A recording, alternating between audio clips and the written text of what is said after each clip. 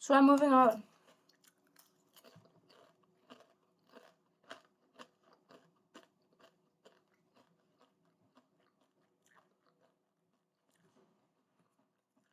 I'm getting emotional and afraid.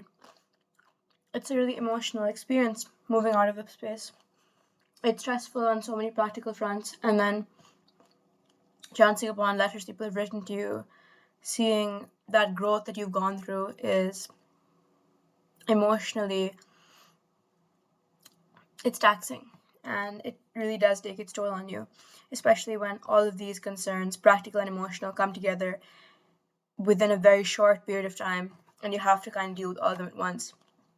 And I was kind of panicking, and I decided, okay, I'm going to take a nap, because I had a lovely dream where this party was happening and a stranger kissed me. And I wanted to get back to the dream so I could talk to the stranger. I was practically mouthing the words.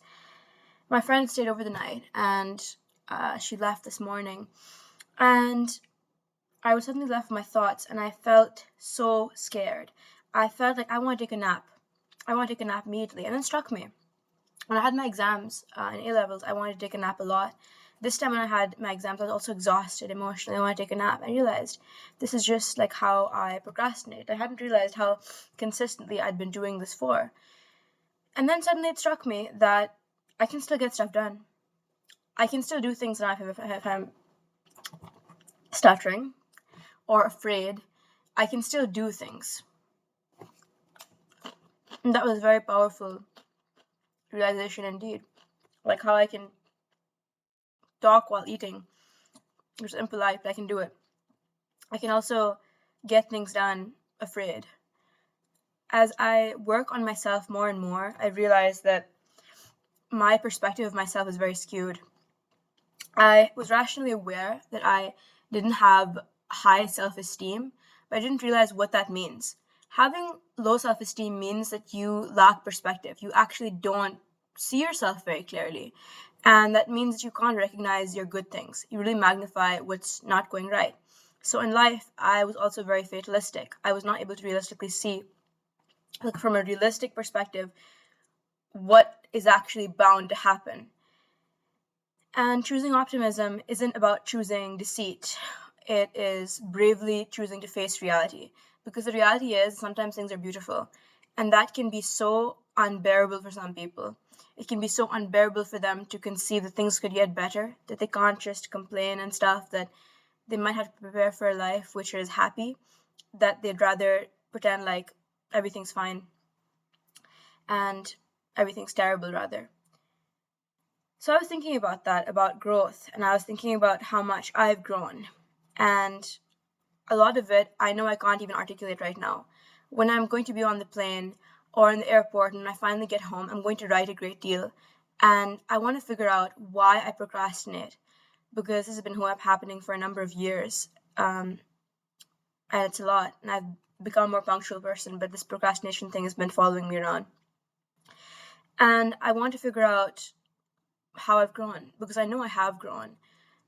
I get glimpses of this fact that I've grown every now and then.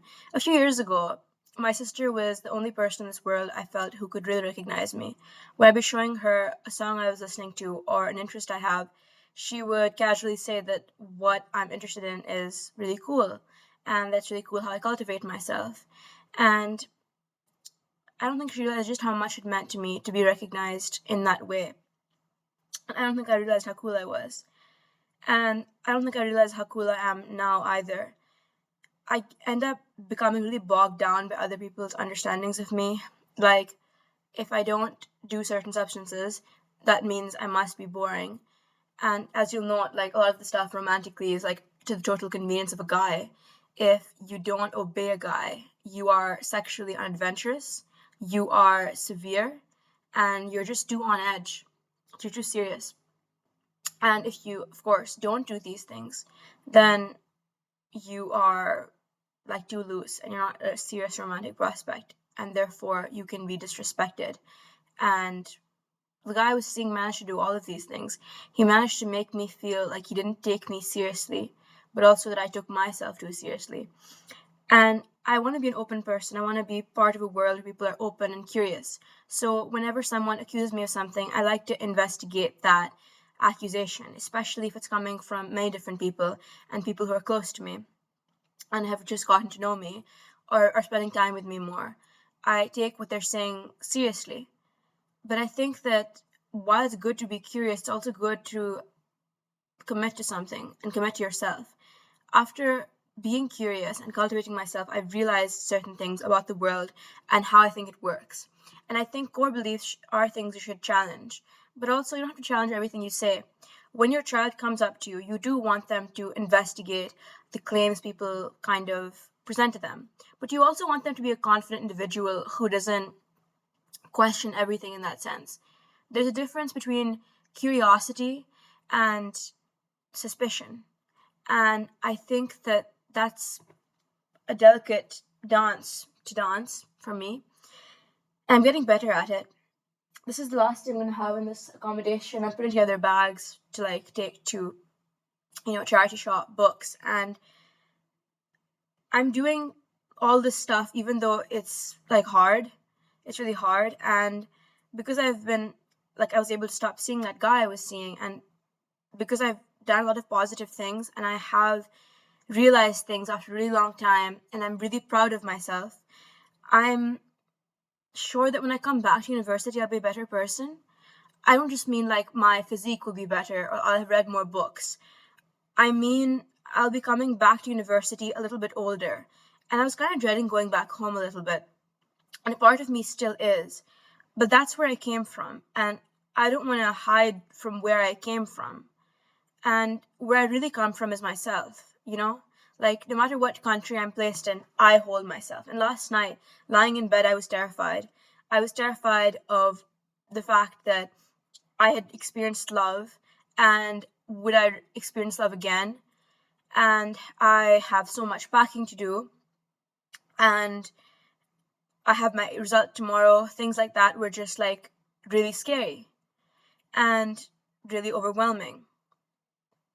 And I just held myself at night, and I went on Instagram, and then I thought I should maybe make myself some tea. I saw some kind posts on Instagram because I'm following people who I don't dislike as much anymore. I'm having these.